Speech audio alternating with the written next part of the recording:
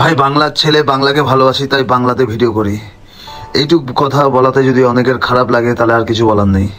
কারণ আমি নিজে একজন বাঙালি হয়ে তো বাংলাকেই সাপোর্ট করব আগে, আমার ফিটনেস প্রফেশনটা। তো যাই হোক, আজকে একটা এক্সারসাইজ দেখাবো হ্যামস্ট্রিং আর গ্লুটসের।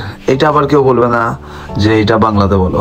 তো যাই হোক, পিছনের মাসেলসটা যেটা আছে আমাদের হিপ মাসেলস, গ্লুট মাসেলস, যেটা তোমরা বাংলায় বলো, যাই হোক, তো ওই মাসেলসের এই এক্সারসাইজটা।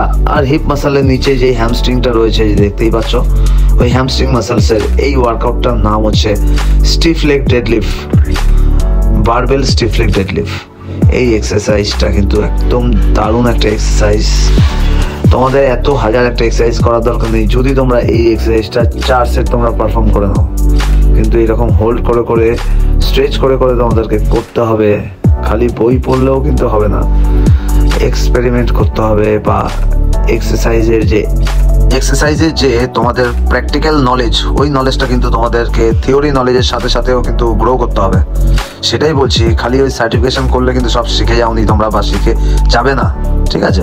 প্র্যাকটিক্যাল নলেজ প্রচুর রাখতে হবে, না হলে কিন্তু তোমরা খালি ট্রেনার হবে, ভালো কোচ হয়ে কিন্তু তোমরা কোনো দাঁড়াতে পারবে না। তোমাদের নিজেদের বডি কিন্তু গ্রো হবে না। যেটুকু বলি সবার সামনে বলি, পেছনে কিছু বলি না, যেটা ফ্যাক্ট ওইটাই বলি। পড়াশোনা করে যদি তুমি অনেক ভালো ট্রেনার বা বডি বিল্ডার হয়ে যায়, তাহলে তো সবাই বডি বিল্ডার এবং ট্রেনার হতো আজকালকার দিনে।